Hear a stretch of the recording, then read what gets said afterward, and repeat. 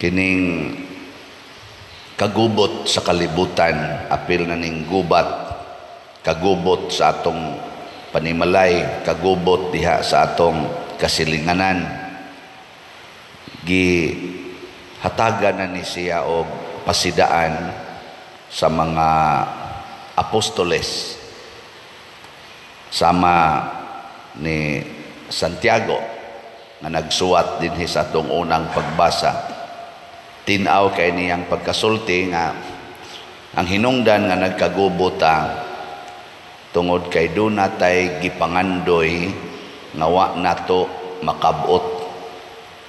Ana, lingay mong tupad na napakay wa makabot. Ana, kana bang imo na siyang gipangandoy unya wa nimo makabot, magkagubot na ta, nyag pulos na ta mangandoy anang wa nato makabot, anha gid ta magkalalis kay mag-ilog man taswa.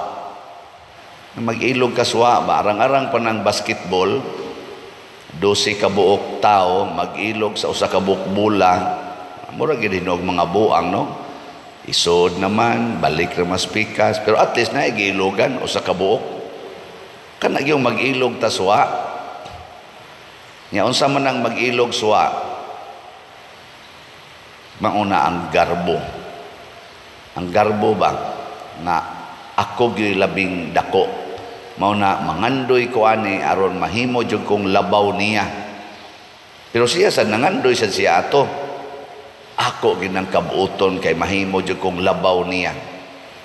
Nana, nya mag-ilog mo ana, along the way magkapangka-pangka, kabantay mo sa mga players, magkadamagay o say mga bali pa. Tungod kay nag-ilog anang bula. Ako di man kay kumain mo duwag basket sa una, hilig lang yun ko, elementary o high school, pero di kay kumayo. Mauna nga, doon na dyan ko naobserbahan nga magsigi na lang kugdagan, tabok-tabok sa ring, di dyan ko mahatagag bula. Labi na og ana kayo ang score, di man ko nilalauman nga ako'y makapaskor mo nang sige lang yung kugdagan, sige dagan anak kusus mura man kugbuang ani hapit na mala ni mahuman ang duwa, sige lang yung kugdagan, kuyog dagan anak, pero wag yung ko tagaig bula. Adun na sa panahon ingon anak niya og pananglitag mangilog yung kang magbinuaya mudam agyud ka dito, ang resulta magkaaway yun. Nakaroon unsa may solusyon, kinahanglan mangayo tas Ginoo. Pero daghan sa kuno nato nga nangayo wa gyapon hatagi, nganuman kay di sad ta ka maong mangayo. Unsaon man pagpangayo sa Ginoo, kinahanglan gyud nga mapaubsanon, humble. Nya kinsa maning mangayo nga mapaubsanon, dili mangayo para sa iyang kaugalingong katagbawan. Kita God bisag magpaubos pa ta, pero ang ato gyapong tumong mangayo ta para sa atong kaugalingon. Para karon ni simba ka, kinsa may imong unsa may imong gipangayo sa Ginoo karon ni simba ka. Gege. Nauna ako no. Tagaay ko Ginoo og maing panglawas. O kana ngano man di ta ko masakit. Maayo ta ko sa akong sakit. Ngano man unsa may sunod aron maatiman ako akong mga anak kay gagmay para bani, aron makapadayon kog trabaho, makapaeskwela ko sa akong mga anak. Pulos ra gyud kaugalingon, di ba?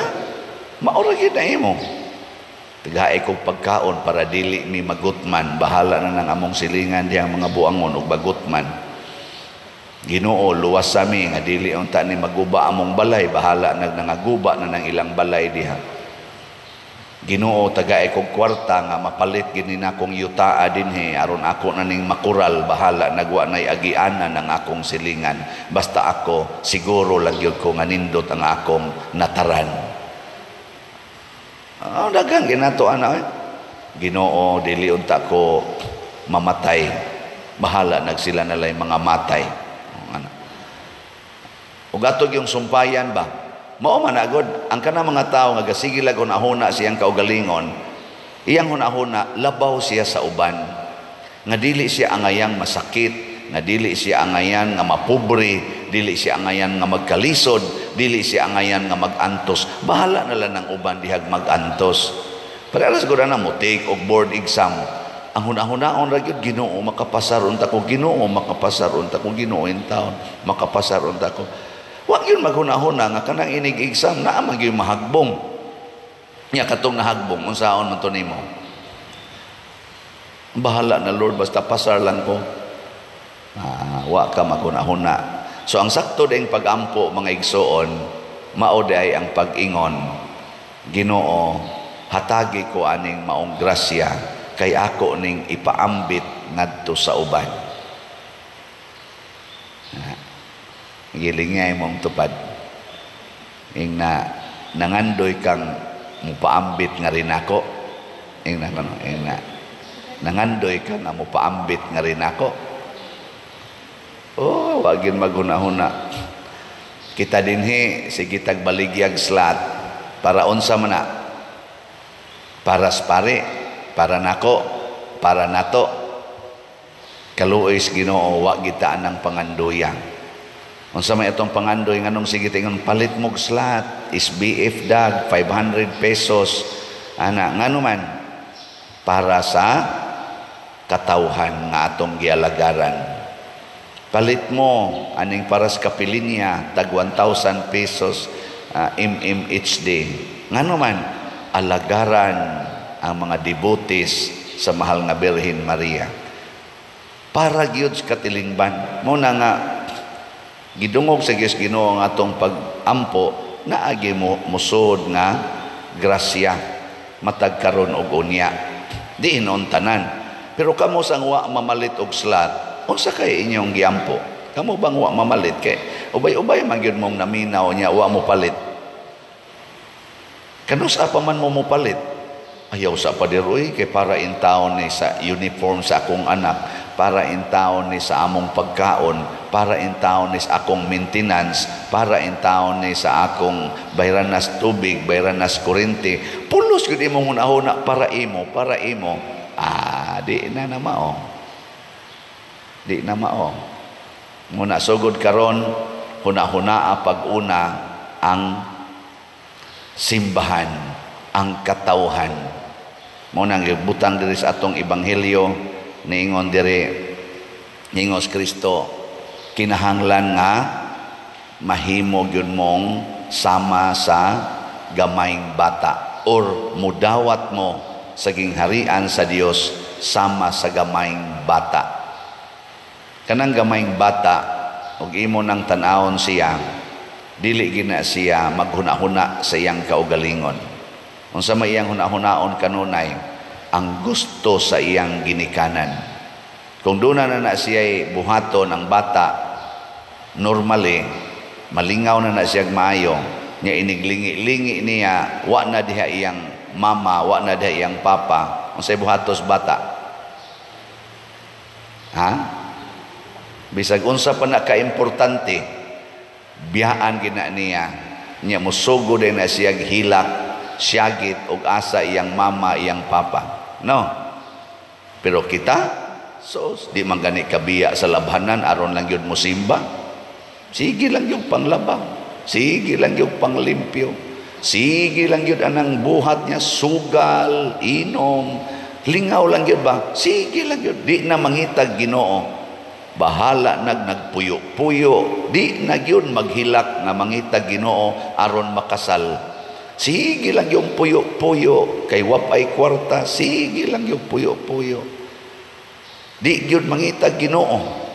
Ang Ginoo in taon, hain naman ka, sige na malami anig tinukhangay, wa man may kasal, purti maning dakuang sa, sige kabit-kabit, di yun manghilak nga mangitag Ginoo mo. Nangingon diri sa atong unang pagbasa, panghilak mo kanang inyong katawa ilisi na naghilak, wa mo kakita nga kanang inyong pagsigig patuyang sa inyong kaugalingon mo na hinungdang nagantos nagmaayo ang tibuok kalibutan.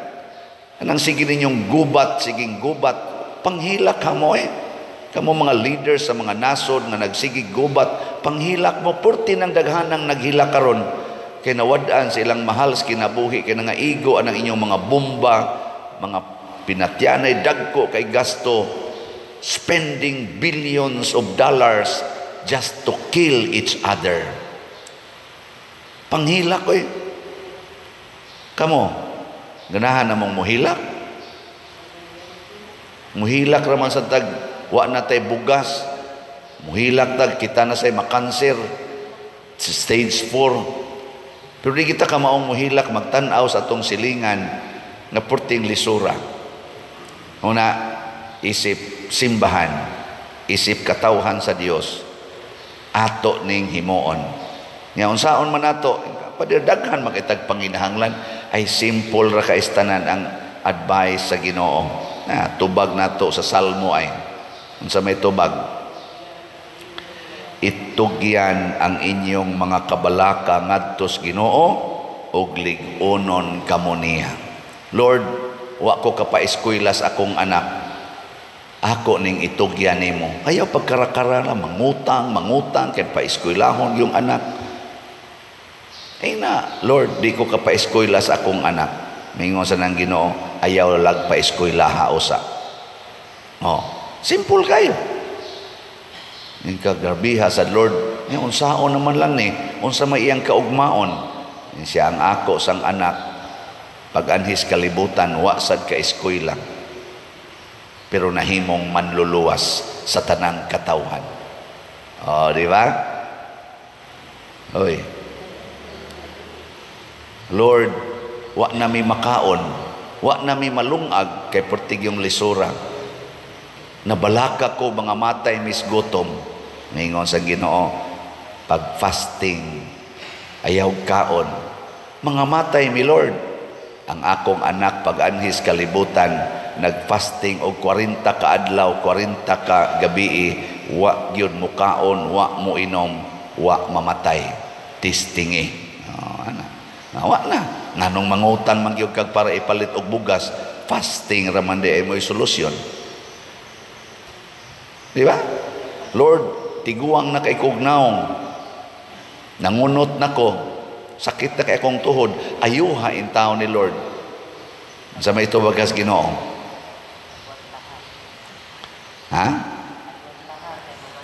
Dawata nga hapit ng imong schedule. Lord, di pa in taon ko gusto, Lord, di pa ko gusto. Siya, Pedro kalungsod gani. Pedro kalungsod ba? Patay man gani, 17 anyos, ikaw na ba nga hapit na mo 80. Ako gani, pag-anhin ako sa kalibutan, 33 anyos lang, patay na gani, ikaw na bang 60 na? Ano ba? Si Francisco gani og si Jacinta katong gipakitaan sa kwan, wa man ito kaabot og 10 anyos pa, patay na magani silang duha nga nakakita gidto mahal nga birhen. Kamo na ba nga inyong nakitaan kana ra yung kwarta? Di ba? Dahil ma-relax din ka. Okay. Wa na. Relax na kay kang magpaabot sa imong schedule. Nya galisod kag lakaw. Di ba? Galisod kag lakaw pero kasi nakagunahona. Hapit ng schedule. Inigbangon nimo di nakahapit ka bangon. Dol-dol na yung schedule. Lingaw kay kastanan. Dili ka, hello, din ako sa ospital. Ako magiging sigag balik-balik din sila pader. Ingon ka nga, wa jud kay gibiling kwarta diya sa imong bulsa, wa jud kay gitigom nga para imo. Unyag masakit ka. Kinsa may mugasto nimo nako. Ang simbahan sa ay gyud salig anang simbahan pader. Ang mga tao may lang na muduol nimo basta naa pa ka, pero wa na ka. Sus asa pa na agi-agian na lang ka ana nako di motikos-kos good di lang sa ko magpada nga tong ospital og way kwarta so mamatay ka nako di patay siyaro sa giod nako diya pertinang baho diya sa kwartos taas wa gyud mga taga San Vicente Ferrer dinhi nga mohipos anang pari nga giod ng lawas. Di mo mahibong nga wa naman manaog spader, wa naman mo kana ganing misa utuan na din ni tuskig naman di ay dito di gin mo muhipos giling nga imong tupad ina muhipos kang pader ha muhipos maglumba magitingali mo hipos ingkaw niya pader og maparalyze ka nako ay naa may mga madre kay kana mga madre mao man na basta paralyze na ng pari sila na nay mo limpyo pero ang pari lagsik mulikay na sila kay madisgrasyam na sila pero mang pari mag-agas ng laway hindi na hapit kay ilang tao ang madre na magsigig limpyo ana ngano mabalaka man ta na god in short ba mga matay rata itugyan lang adtos Ginoo iya tang lig-onon pinaagi sa kamatuoran truth will set us free truth sige katapusan lingi sa imong tupad ingna truth is sabat nako truth is mamatay ra ka